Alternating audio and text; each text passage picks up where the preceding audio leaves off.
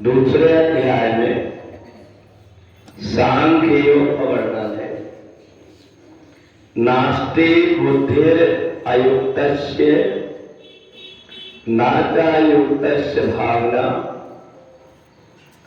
नचा भाव यदा शांति अशांतस्य कुता सुखम।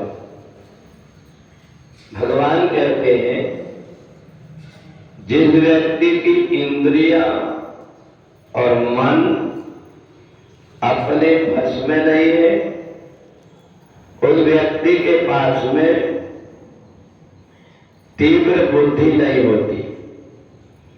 और जिस व्यक्ति के पास में बुद्धि नहीं है, वो परमात्मा का ध्यान नहीं कर पाता।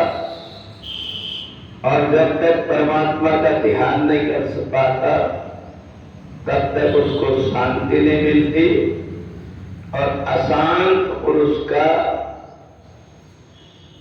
यहां और परलोक में कहीं भी सुख नहीं मिलता। दूसरे अध्याय में हमारी इंद्रियां और मन के ऊपर पूरे शरीर का खेल बना हुआ है। इस जहां किसी रथ में या किसी घोड़े में लगाम ना हो, वो इधर उधर कहीं भी भागते रहता है।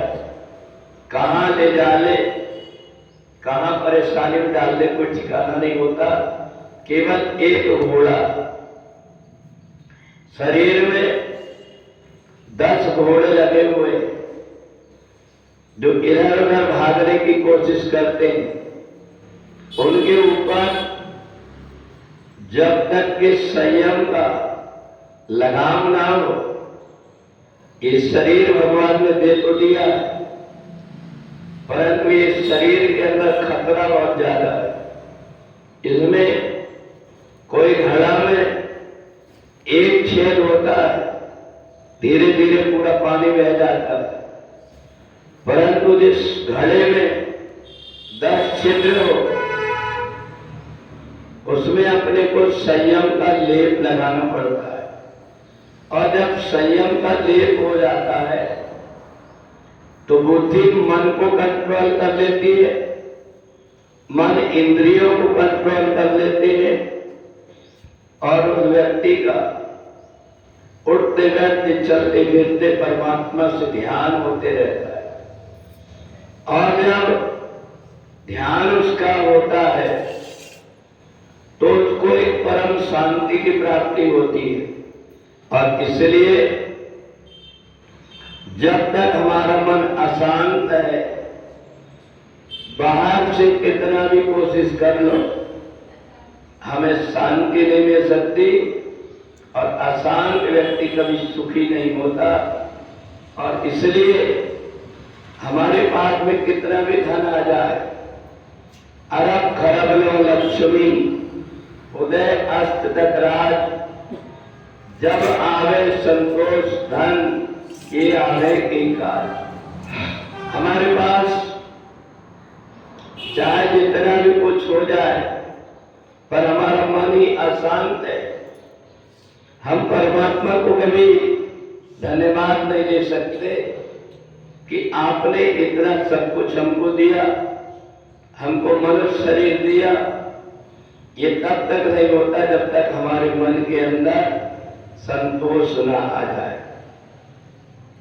धन संपत्ति कितना भी हम जोड़ करके रख ले, पर हमारे अंदर जो श्वास चल रही है, इसका ही कोई ठिकाना नहीं। तो इसलिए जब कभी कोई उत्सव आता है, जब कभी कोई त्योहार आता है, तो हमारे ऋषियों ने हमारे अंदर नई ऊर्जा आ जाए, हमारी घुटन समाप्त हो जाए।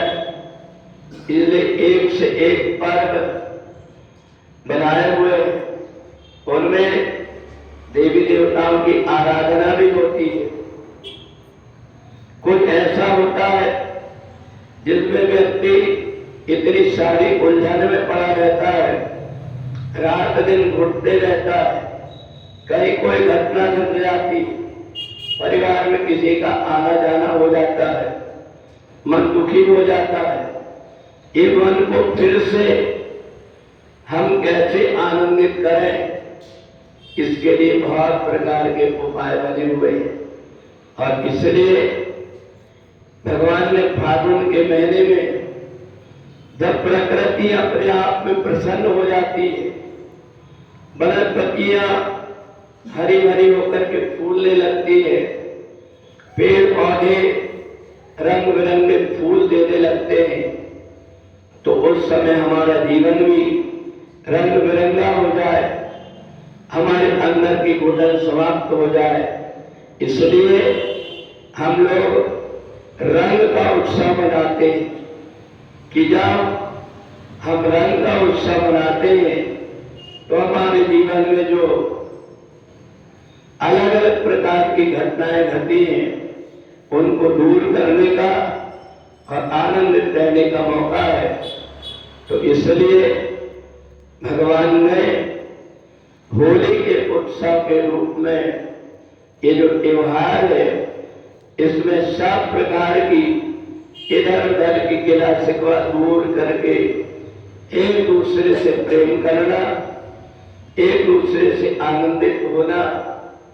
जिस व्यक्ति को चाह है, जो चाहता है, केवल उसके साथ ही रंग का उत्सव मनाना। जिस व्यक्ति को नहीं लगता है तो उससे जबरदस्ती करने का कोई मतलब नहीं आता। तो इसलिए एक ऐसा पर्व जो हमारे जीवन में एक नया प्रकार का उत्साह मन कर देता है, उसको भगवान ने होली उत्सव के रूप में मनाया। आज